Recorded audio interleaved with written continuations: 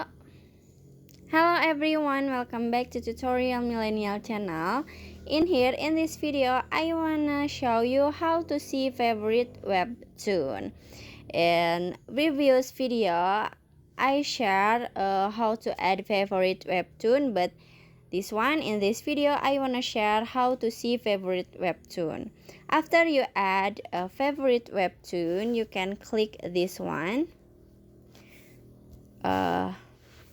Back, and then in here you can click on the favorite, this one at the bottom. Click on it, and in here you can click on webtoon favorite. Click on it and finish. So in here you can see many favorite webtoon you like, and thank you for watching. And then that's how to see favorite webtoon on Webtoon apps. I hope you found this video to be helpful. If you enjoy the content, please consider like, comment, and subscribe down below. Happy editing guys. Bye bye.